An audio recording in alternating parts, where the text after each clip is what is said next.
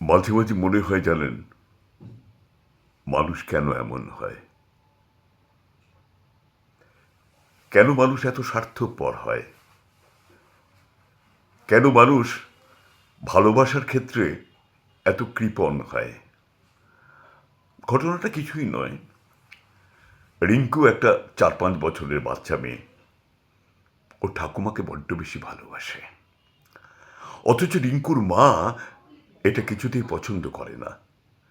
সারাদিন ও বায়না করে, আমি একবার ঠাকুমার কাছে যাব, ঠাকুমার কাছে যাব। কিন্তু ঠাকুমা বৃদ্ধা, নানান রকম রোগ তার শরীরে।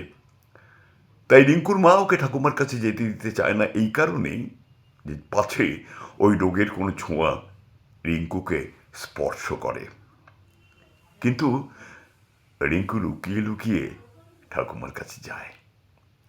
একদিন রাত্রিবেলায় রিঙ্কুর বাবা অনেক মিষ্টি নিয়ে এসে হাজির হলো ফেরার সময়।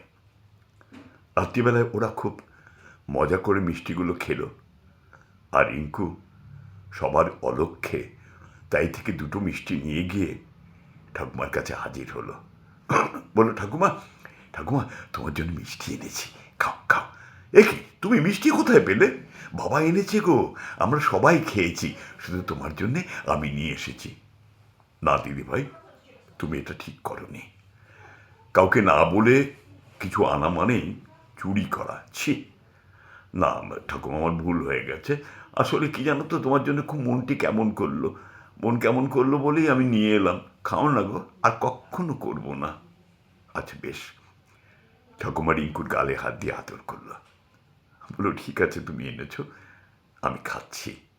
এই বলে সবে একটা মিষ্টি উনি মুখে ঢোকাতে যাবেন, ঠিক সেই সময় রিঙ্কুর মা ঘরে এসে হাজির। হ্যাঁ, এই তো এই তো মেয়েকে এইসব বিদ্যা শেখানো হচ্ছে। হ্যাঁ, চুরি বিদ্যা শেখাচ্ছেন আপনি মেয়েকে? ছি বৌমা, ছি! কি বলছো তুমি, কি বলছো? মানে এই তো দেখতে পাচ্ছি। এই মিষ্টি আপনি কোথায় পেলেন? রিঙ্কু চুরি করে এনে দিয়েছে আপনাকে নিশ্চয়। আমি জানি না ও চুরি করে এনেছে না তোমাকে বলে এনেছে, আসলে জোর করলো। আমার আমি ওর জোরকে কিছুতেই উপেক্ষা করতে পারলাম না। হ্যাঁ, খান না, খান, বেশি করে মিষ্টি খান। হ্যাঁ, আমার মেয়েটাকে চোর বানিয়ে তবে আপনি ছাড়বেন? ছি! আপনার লজ্জা করে না বৌমা? কি বলছো তুমি? তোমার অনুভব শক্তি না থাকতে পারে, মানবিকতা না থাকতে পারে, এই ছোট্ট শিশুটাকে তাই বলে হ্যাঁ এমন করে বলো না তুমি, প্লিজ বলো না তুমি। চুপ করুন, দাঁড়ান, কালকে আপনাকে কে খেতে দেয় আমি দেখবো। দেখবো আপনাকে কে খেতে দেয়। খুব নোলা না? খুব খেতে ইচ্ছে করে না? খুব খাই খাই করতে ইচ্ছে করে, তাই না? না না বৌমা, না, এরম করে বলো না, প্লিজ এরম করে বলো না বৌমা। রিঙ্কুকে মারতে মারতে ওর মা নিয়ে গেল পাশের ঘরে। রিঙ্কু ভাবে সব কথা বাবাকে বলবে, ঠাকুমাকে মা কেমন কেমন করে খারাপ ব্যবহার করে ঠাকুমার সঙ্গে, সব বাবাকে বলবে, কিন্তু বাবাকে পায় না।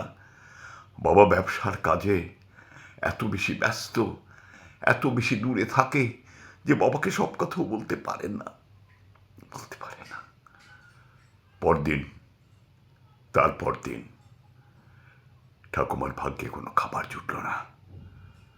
কি একটা কারণে রিঙ্কুর বাবা সকালবেলায় দরজা খুলে দেখল ওর মা মারা গেছে। হ্যাঁ, আপনারা বলুন তো কেন এমনটি হয়? আপনারা বলুন তো, এই মৃত্যুটার জন্য কে দায়ী? বলতে পারেন কে দায়ী? কেন এমনটি হয়? কেন? কেন?